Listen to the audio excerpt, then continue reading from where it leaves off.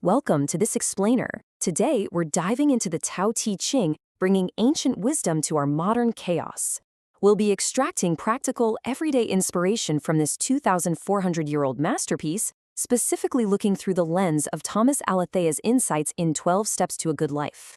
To kick things off, let's just validate where a lot of us are at right now. Henry David Thoreau famously said, "The mass of men lead lives of quiet desperation." It's so true, isn't it? We tighten our grip, we overcomplicate everything, and it constantly feels like we're just fighting this exhausting uphill battle. The harder we chase peace and meaning in our hyper-fast society, the further away they seem to get.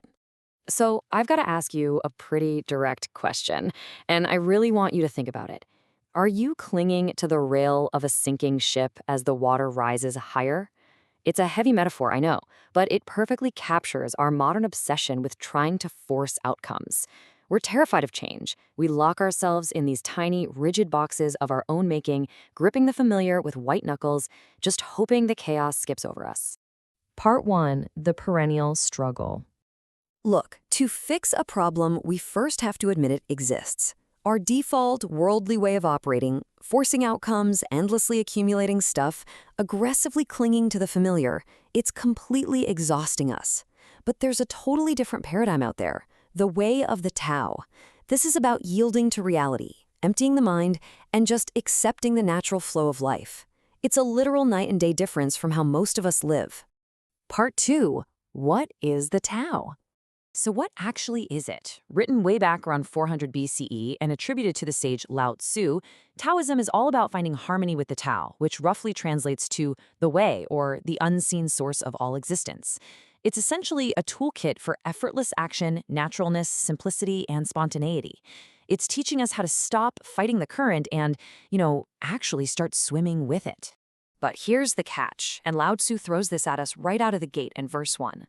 The Tao that can be described is not the eternal Tao. The name that can be spoken is not the eternal name. He immediately leans into the paradox. The ultimate truth, it's an experiential mystery, not just some neat little intellectual concept we can slap a label on. Accepting that we can't perfectly describe or control the universe is actually our first massive step toward real freedom. Verse 4 takes this further, describing the Tao as an empty container that can never be emptied and never be filled. It is infinitely deep. Think about that for a second. We live in such a stressful, resource-scarce mindset, but this infinite nameless source offers limitless support. You don't have to generate all the energy in the world all by yourself. There's this incredibly deep well you can draw from if you just open up to it. Part 3. The Power of Emptiness. This leads us to the first of 3 super practical metaphors straight from the text. I absolutely love this one from verse 11. We mold clay into a pot, but it is the emptiness inside that makes the vessel useful. It's so grounding. It reminds us that our true value isn't just in what we accumulate or how jam-packed and busy we make our lives. Real value is actually found in the space we create. Let's pause on that. Where are you forcing things today? Where is your schedule, your physical space, or even your mind so completely packed that absolutely nothing new can get in? Think about how you could apply this idea of the empty vessel to declutter your own overwhelmed mind. We actually need that void, that empty space, to hold the experiences that truly matter. Verse 11 gives us a few more brilliant examples to drive this home. 30 spokes join in a wheel, sure, but it's the empty hole in the center that actually lets the wheel spin.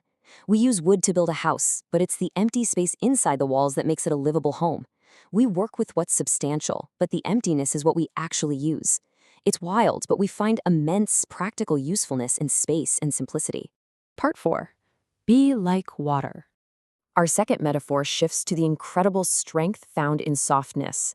Verse 8 says, "The supreme good is like water, which benefits all of creation without trying to compete with it." Water nourishes everything, but it never competes. It flows downward, gathering in the low, unpopular places that most people completely ignore. And yet, it's literally the most essential thing for life. It's the ultimate model for humility and quiet power. So ask yourself right now, are you constantly trying to just aggressively smash through every obstacle in your way? Or can you yield, adapt, and flow around them like water does? Water is incredibly soft, but give it enough time and it easily carves through solid rock. You can overcome some seriously tough situations just by being adaptable instead of rigid. Verse 76 points out a harsh truth about nature. We usually think of rigidity and stiffness as strength, right? But those are actually the traits of a dead branch that's just going to snap in the wind. The soft, yielding things, like flexible green shoots, are the ones full of life. They bend in the storm, and because of that, they survive and thrive. True strength is flexibility. Part 5. The Art of Non-Action. Which brings us to the third big concept from the Tao, Wu Wei, the famous, totally paradoxical practice of non-action. Verse 63 tells us to act by not acting, do by not doing. Now, let's be super clear. This does not mean sitting on the couch being lazy. It means acting effortlessly. It's letting go of that desperate need to micromanage every tiny detail and instead letting things take their natural course without adding friction. To really grasp non-action, look at the symbol of the uncarved block from verses 15 and 28. The uncarved block represents pure, limitless possibility. It's our natural, spontaneous state before society comes along, with all its rules, expectations, and anxieties, and starts chiseling away at us. Returning to the uncarved block means freeing ourselves from the constant need to control, shape, and force the outcomes of our lives. Part 6. Walking the Way Daily. All right, we've covered some deep philosophy, so let's make it actionable for your daily routine.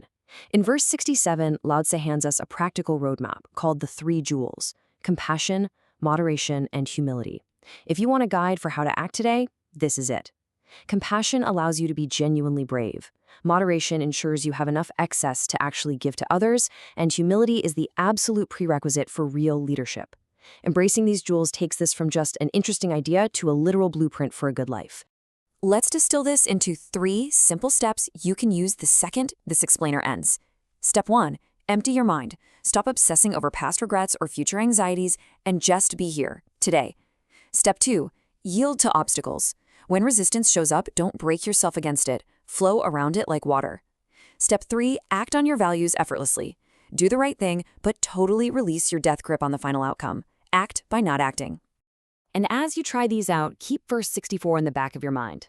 A journey of 1,000 miles starts with a single footstep. Look, major life transformations don't just happen overnight. You aren't going to achieve total Zen enlightenment by tomorrow afternoon, and that's totally okay. It happens through small, consistent moments of awareness, choosing the soft way over the rigid way, one step at a time.